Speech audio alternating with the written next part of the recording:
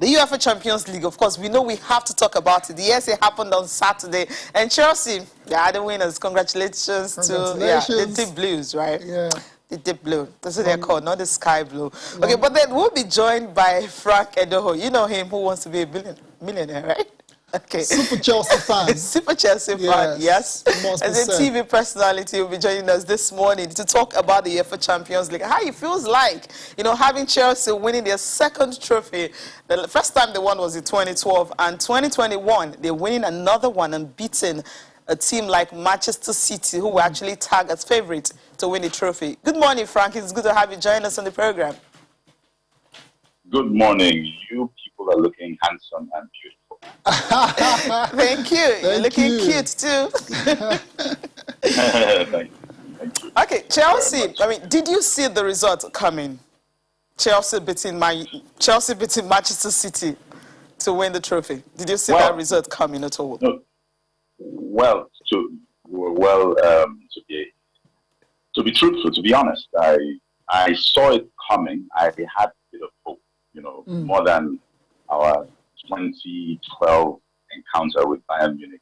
Okay. They have beaten Manchester United twice in a span of a fortnight.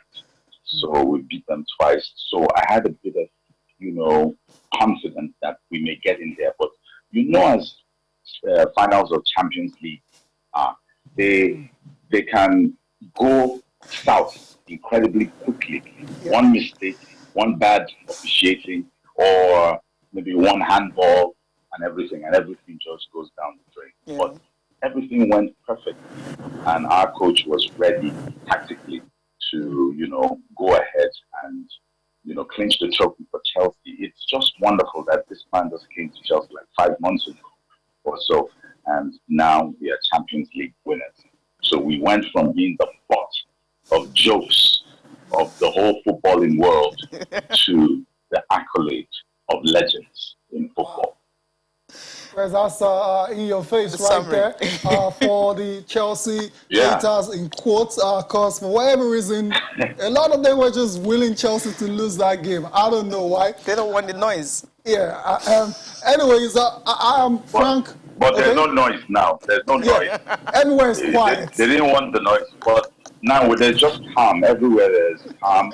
There's peace, be still. So that, because we know the whole world was against Chelsea, but once again, proved them wrong. Yeah, proving them wrong once again. That's what Chelsea did. And going into that final, Frank, I told my friends, my mates, that Chelsea, it was actually 80-20 in favor of Chelsea to win that game. For whatever reason, I just had that confidence. Like you said, 2 wins in a row and all of that. But as soon as I saw the lineup from Pep Guardiola, and, expectedly didn't see a striker, fine. Then you go to the midfield, and there was no Fernandinho, there was no Rodri, no DM whatsoever. My chances of Chelsea winning increased to 95%. Wasn't as a surprise to me at all that Chelsea took full advantage of that area to exploit and get the goal eventually. In fairness to Pep, the thing about football geniuses is that they'll try one time. If you look at it and you say, oh, he's crazy. But if it works, you call it a masterclass. If it doesn't, everybody will be like, why didn't he do this? He was just tweaking it. You don't give Pep the props. Pep is a footballing genius. And he can do anything, just something out of the box. And before you know it, when he clinches it, he will cement his position as one of the greatest coaches ever to be committed to the world of football.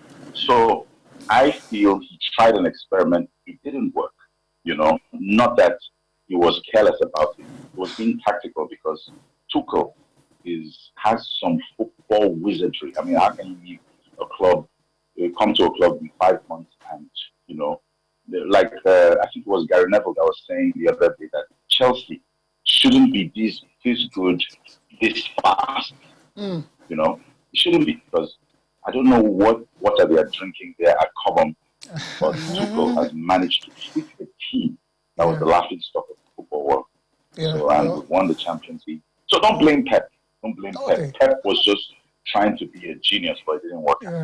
Not against Chelsea, of course. Frank, let's take a listen to Thomas Tuchel now explaining the tactical setup for this game against City. Of course, Pep Guardiola as well has been justifying his team selection. To start, so he chose a very offensive lineup, a very technical lineup. It was very hard to steal the balls and to recover the balls. Everything else we more or less expected. We expected that they want us to pin on the side, very, very wide. So it was very important that we step out with Aspi and Tony constantly out of the back five to support our midfield. It was important to stay in a block in the front five to avoid diagonal switch of play for number 10. So this is what we tried to implement and try to follow. It was a strong bond. We were absolutely sure that we need to play with a strong bond and with a genuine belief, and this is what we did. I tried to selection the best to win the game. The players know it, and I think Gundogan played good. We're exceptional, and we missed a little bit to break the lines in the first half. The second half was much better. We had almost chances, not really clears, but for the defensive structure for Chelsea is not easy, but they didn't have neither. So they had the goal, Werner in the first half, and Pulisic the second didn't have more. We struggled a little bit for the long balls they use, the second ball, and after they run. In that moment you need the inspiration, the quality. It was 3 or 4 moments, the crosses to the byline to score a goal. We didn't arrive. But yeah, I would like to say it was an exceptional season for us. It's a dream being here. Unfortunately, we could not win. It's the first time for most of us in this club. And we tried, we could not do it, and worked to come back one day. Right. Pep Guardiola justifying, defending his team selection against Chelsea in the final of the UEFA Champions League. Ended up backfiring. Like Frank said, some of these experiments, sometimes if it works out, Pep looks like Tactical a genius. Yeah, masterclass. But if it doesn't work out, you end up you with get all the blame. Big-ass egg on your face, and you look like Pep Guardiola this morning. Yeah, I think you heard what Coach Thomas Tuchel also mentioned, talking about the fact that he was surprised that there was no Fernandinho. He was even shocked. Like, he was surprised by that. If that could surprise him, it simply means, well, Pep maybe underrated Chelsea, or maybe not, but he just feel going all offensive will definitely open up spaces. But they didn't have much chances at all during the game. Frank is back with us. Frank, on a lighter note, it's like whenever Chelsea wants to win the Champions League, they sack a manager and they bring in a new one. If you check 2012, when he won it against Bayern, it was Roberto Di Matteo who won it. He came on, half...